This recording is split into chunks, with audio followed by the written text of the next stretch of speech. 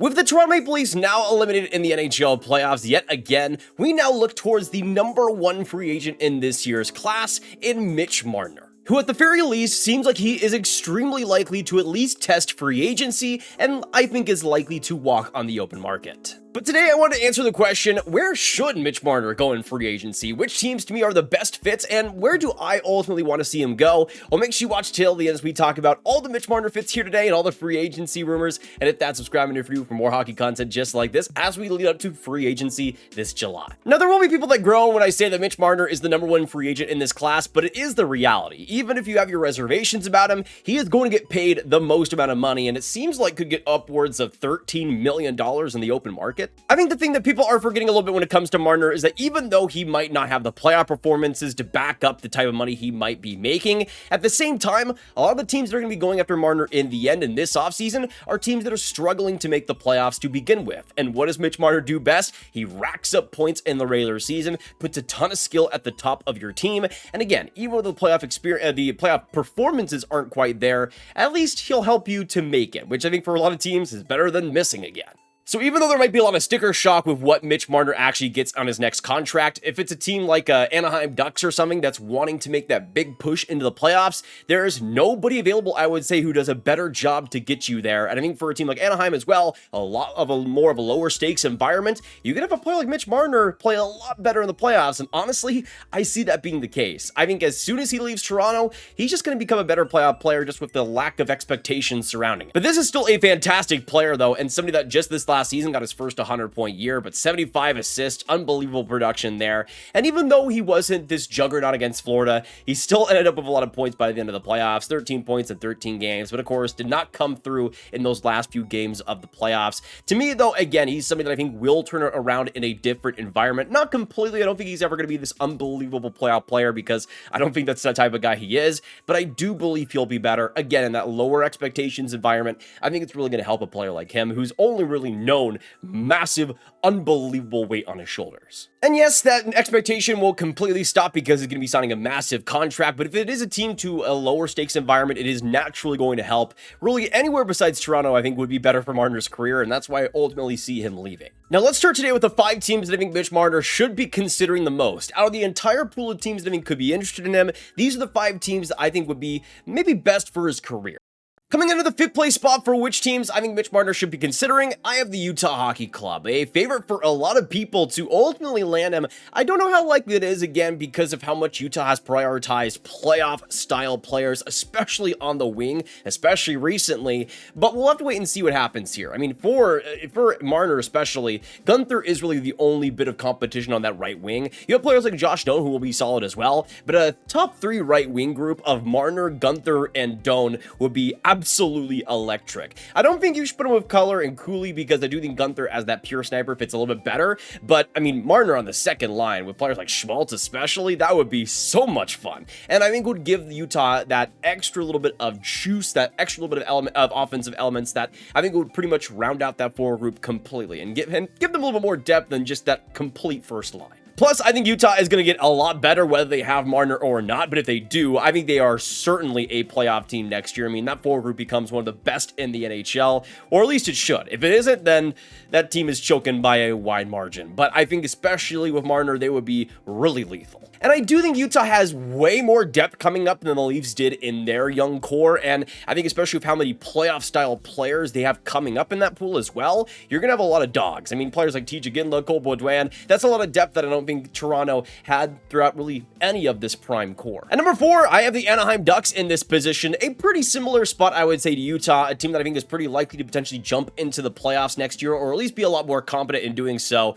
But I think Marner would be a little more essential to Anaheim's success than the Utah Hockey Club. I mean, you got Troy Terry coming up, Beckett, Seneca, so those two guys are still really good pieces, but I think having Marner on top of that would really complete that team in a lot of areas and give them that unbelievable skill that I think could really surround players like Cutter Gauthier especially well. I mean, the goal scoring of Gauthier with the playmaking of Elio Carlson and Marner on the center or right wing side would be unbelievable. But I do think for Anaheim, even though I like Seneca quite a bit, I still think they could use maybe a little bit more of juice on that right wing side. Marner would certainly do so, and Anaheim is one of the teams with the most cap space to be able to bring him on. In fact, Anaheim has way more room, especially in the cap space situation, to bring on a player like Marner and give him the contract he wants than a team like Utah. I think Utah, according to Puckpedia, around $22 million to work with this offseason, with Anaheim $38 million, so a pretty clear difference there. Coming in at number 3 in the teams that I think Marner should be considering, I got the Chicago Blackhawks, and they're a team that I think is way behind a team like Anaheim and Utah in terms of the development, in terms of the top-end players,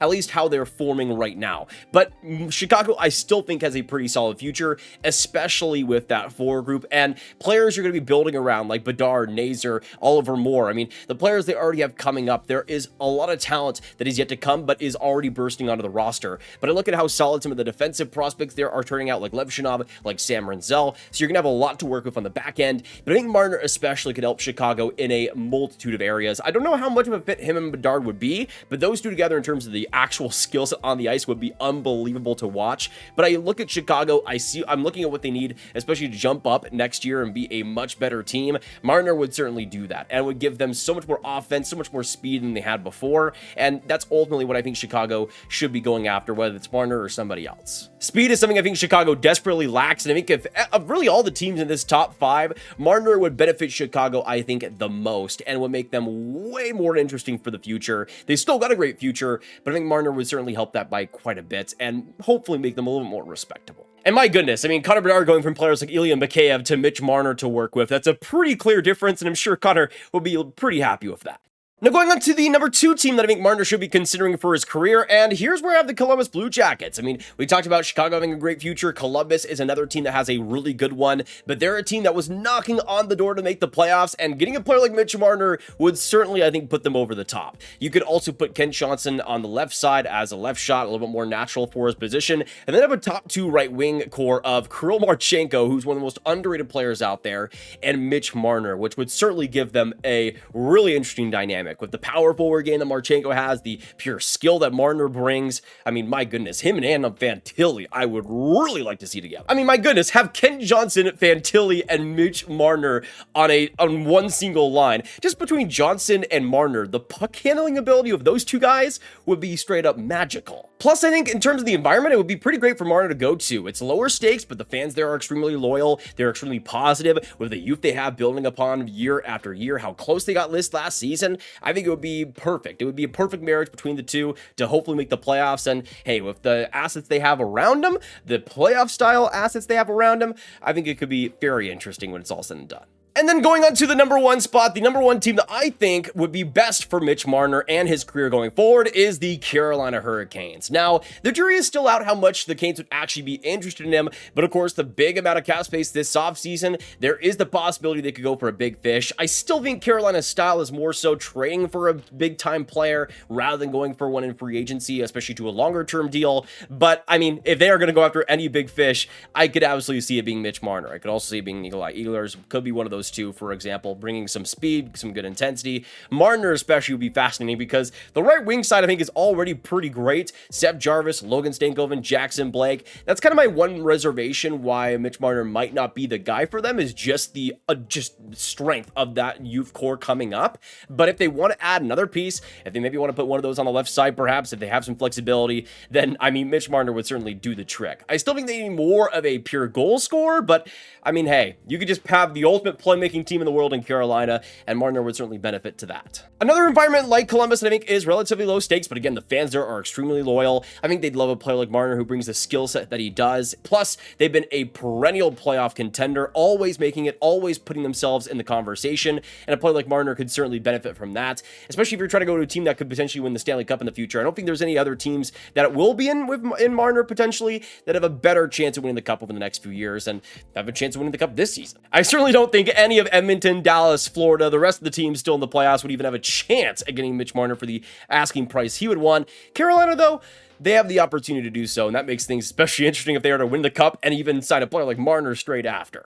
But now we go into the 5 teams that I think are the most likely to sign Mitch Marner in the end. Not where he should go, but where I think he could potentially go. And we got to start out at number 5 with the Toronto Maple Leafs. Even though I don't think it is extremely likely that he ends up re-signing, you do still have to give the Leafs the conversation. They are still the team that has the most time to negotiate with him, and there is still the opportunity for him to stay. Even though I think it is more likely that Tavares stays, if Toronto decides to go for a Sam Bennett potentially to replace a guy like Tavares, that maybe gives them some more room on the wing to try to make some upgrades there. So we'll have to wait and see what happens, but I still think even though I would bet Marner is going to stay, you got to keep Toronto in the conversation for keeping the bands together because they always seem to love to do that for some reason. On to number 4 and the 4th likeliest team to sign him. We go on to the team we've already talked about here in the Chicago Blackhawks. I think in terms of likelihood, I mean, Chicago deserves to be mentioned with just how much cap space they have, how aggressive they already were in last year's free agency. Maybe that deters them from being active this year, but again, I think Chicago's gonna want to be very aggressive in improving this team because